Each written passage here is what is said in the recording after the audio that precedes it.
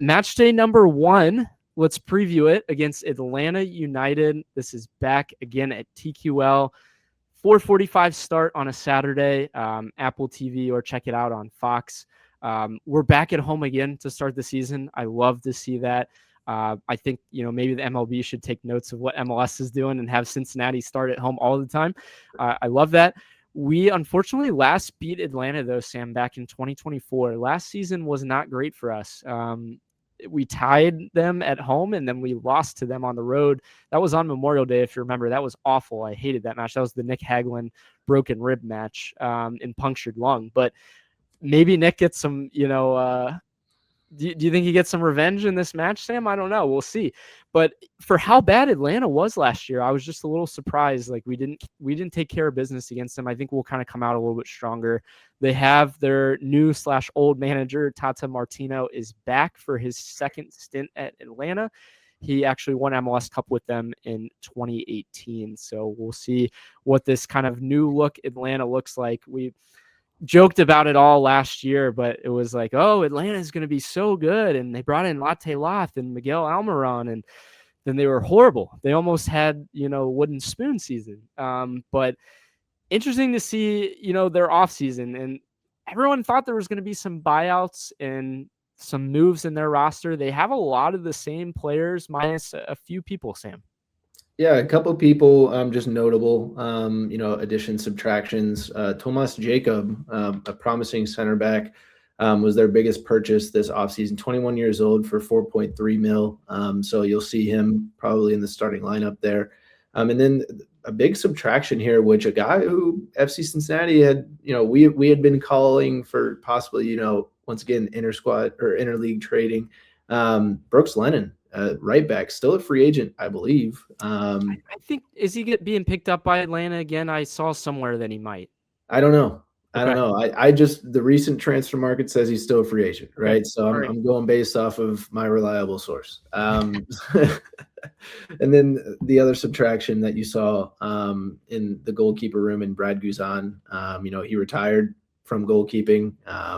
So they've got a new guy in between the sticks for them as far as starting day to day. And then today they claimed Fafa Picault today. So center back, right, as well? No, he's a winger. So Fafa Picault was with Miami last season and then Vancouver the season before. He's like 33 or 34. I was going to say he's older, yeah. Like that. He's a little bit older, but he's had like decent seasons the past two.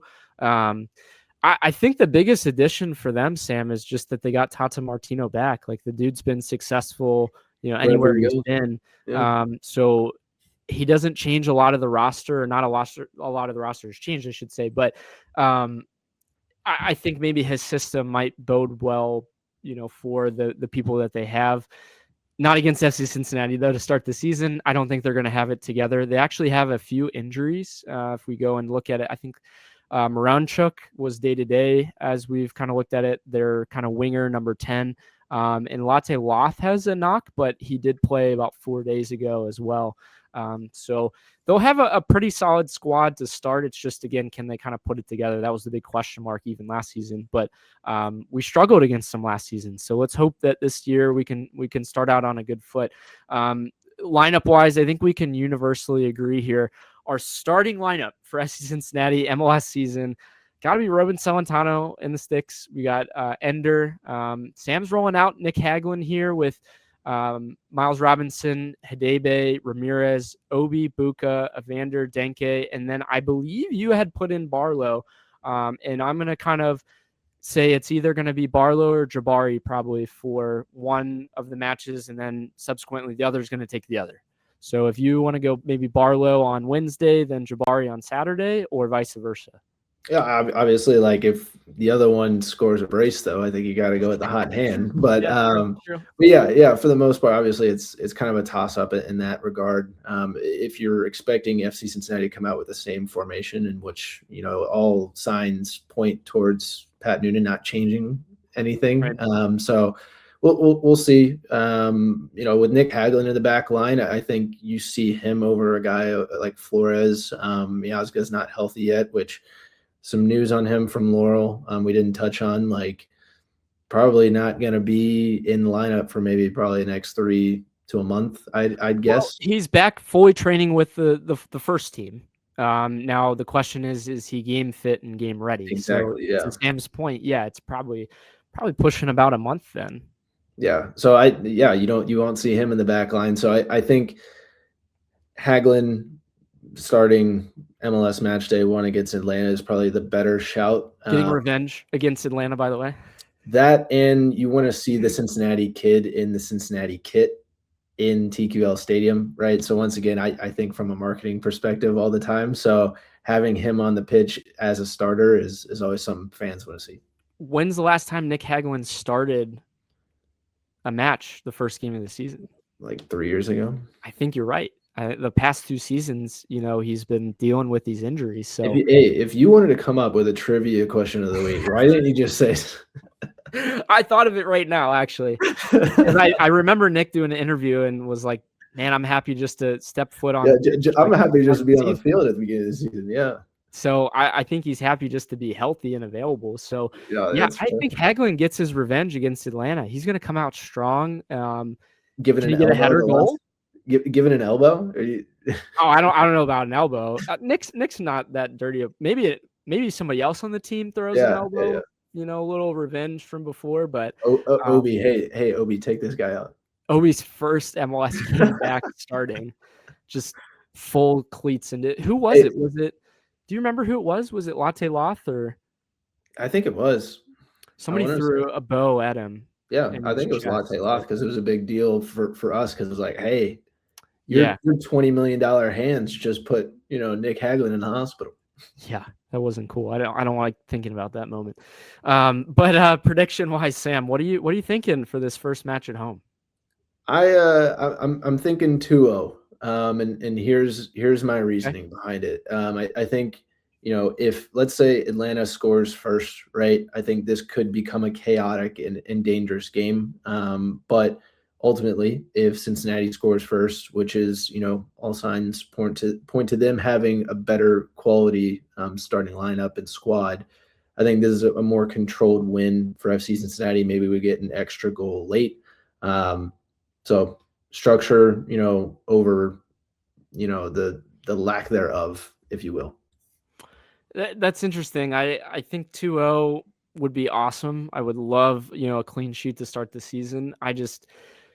Based on what we've seen, I think it's just a 1-goal victory, and I'll still take it. It's 3 points. It's at home. It's to start the season. Like, we got to start off strong.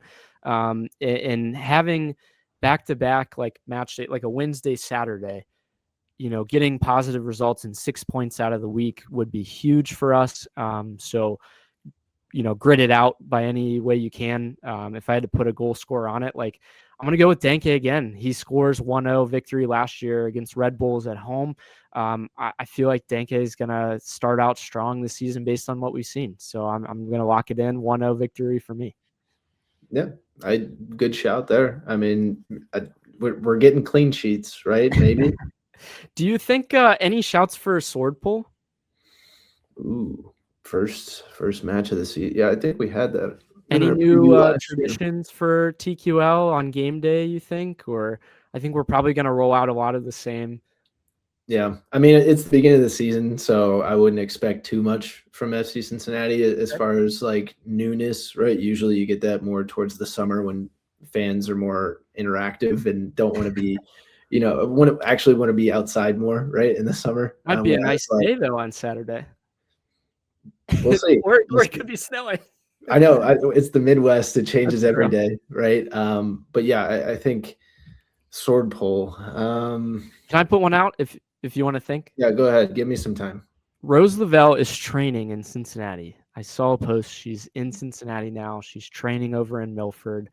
Rose Lavelle is going to be my shout out for a sword pull for this one. Okay. Just because of the relevancy, I'm going to go T. Higgins. Okay. They bring him in right away. They say, I think they bring him in right away. I think they hop on the relevancy of the clip because if nobody saw, FC Cincinnati commented on our clip and liked it. So they know, right? Admin sees it. I'm sure. I'm sure T is definitely. I think he would love to do it. I really do. I really think he would love to do it. We didn't touch on it as well, but TIFO wise, I think for this one, if I had to say, it's going to be some sort of 7 hills. Yeah. It might be, a couple of stacked hills or something like that. And maybe like on each hill is one of the players or something like that. So that'd be my shout out for TIFO. Yeah, I think so. I think the worry in my mind is that it looks too mountainous, right? I'm like, it's not really a hill; it's more of a mountain. Yeah, like I could potentially see it like almost over exaggerated, where it's like silhouettes of like 3 players together, and then behind them are mountains, hills, right? Okay. So that could, and it's it's I don't know, 7 hills with us, or I don't. I haven't had time to think about it, but the Forge Cincy is going to have something creative and awesome up there, and it's going to be beautiful as always. It's going to be hopefully a great experience for Matchday 1, and hopefully a good week for FC Cincinnati with 2 solid wins.